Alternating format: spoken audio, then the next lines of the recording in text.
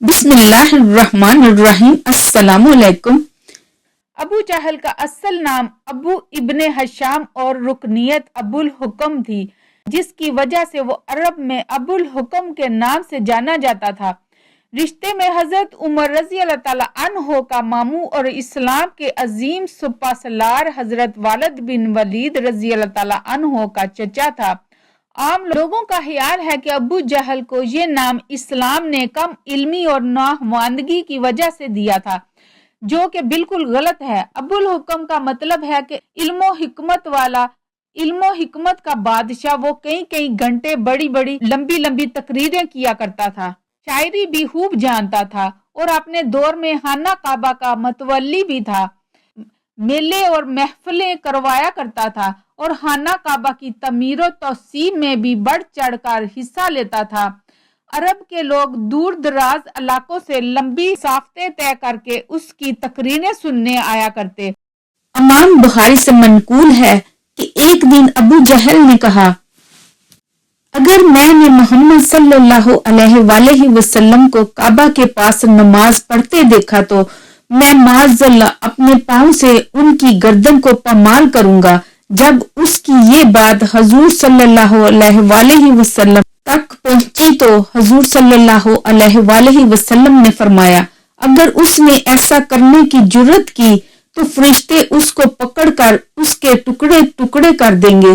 سب لوگ اپنی آنکھوں سے اس بات کا مشاہدہ کریں گے۔ ایک روز حضور صلی اللہ علیہ وآلہ وسلم خانہ کعبہ کے پاس نماز پڑھ رہے تھے تو یہ مغرور کہنے لگا، کیا میں نے تمہیں یہاں نماز پڑھنے سے منع نہیں کیا تھا؟ تمہیں معلوم نہیں کہ جتنے میرے دوست ہیں اتنے اور کسی کے نہیں؟ نبی کریم صلی اللہ علیہ وآلہ وسلم نے اسے جھڑک دیا۔ اسی وقت حضرت جبرائیل علیہ السلام حاضر ہوئے اور یہ پیغام ربانی سنایا۔ ترجمہ، پس وہ لائے اپنے ہم نشینوں کو اپنی مدد کے لیے، ہم جہنم کے فرشتوں کو بلائیں گے۔ حضرت جبرائیل علیہ السلام نے کہا، اللہ کی قسم، اگر اس نے اپنے دوستوں کو بلایا تو اس وقت عذاب کے فرشتے اسے پکڑ لیں گے۔ ایک روز پھر اس بدبخت نے حضرت محمد صلی اللہ علیہ وآلہ وسلم کو نماز پڑھتے دیکھا تو بکنے لگا کہ کیا تمہارے سامنے محمد صلی اللہ علیہ وآلہ وسلم اپنے چہرے کو معاذ اللہ خاک آلود کرتا ہے، یعنی سجدہ کرتا ہے؟ لوگوں نے کہا، ہاں۔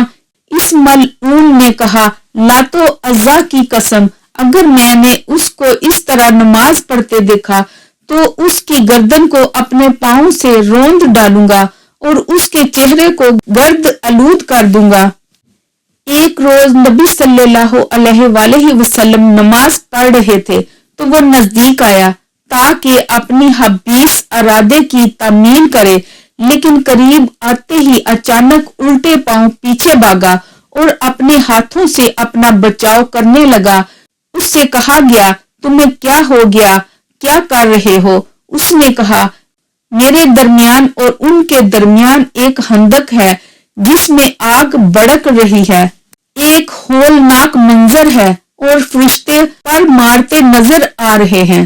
حضور صلی اللہ علیہ وآلہ وسلم نے فرمایا، اگر وہ بدبخت میرے قریب آتا تو فرشتے اس پر جھپٹ پڑتے اور اس کے ٹکڑے ٹکڑے کر دیتے۔ ابو جہل عمر بن ہشام کا جنت میں کھجور کا درخت والا واقعہ ایک مشہور ولی اللہ سیدنا ابو الدرداء رضی اللہ تعالیٰ عنہ سے منسوب ہے، جو بعض روایات میں بیان ہوا ہے۔ یہ واقعہ ابو جہل کی عداوت رسول صلی اللہ علیہ وآلہ وسلم اور اس کے انجام کی عجیب حقائق بیان کرتا ہے۔ واقعہ کی تفصیل کچھ یوں ہے۔ ایک دن رسول اللہ صلی اللہ علیہ وآلہ وسلم مسجد نبوی میں تشریف فرما تھے کہ ابو جہل اور کچھ مشرکین مکہ آپ صلی اللہ علیہ وآلہ وسلم کو تنگ کرنے کے لیے آئے۔ ابو جہل نے گستاخی کرتے ہوئے کہا، اگر محمد صلی اللہ علیہ وآلہ وسلم سچے نبی ہیں تو مجھے جنت میں سے ایک کھجور کا درخت دکھائیں۔ اس پر رسول اللہ صلی اللہ علیہ وآلہ وسلم نے فرمایا، اگر تم نے یہ کھجور کا درخت دیکھ لیا تو کیا تم ایمان لے آؤ گے؟ ابو جہل نے انکار میں سر ہلایا اور مسکرا کر کہا، ہاں اگر مجھے جنت کا درخت دکھا دو تو میں مان لوں گا۔ اس پر رسول اللہ صلی اللہ علیہ وآلہ وسلم نے دعا فرمائی اور اچانک ایک جنت کا کھجور کا درخت ظاہر ہوا جس کے پھل چمکدار اور خوشبودار تھے۔ یہ منظر دیکھ کر ابو جہل اور اس کے ساتھی حیران رہ گئے۔ ابو جہل نے درخت کو پکڑنے کی کوشش کی لیکن درخت غائب ہو گیا۔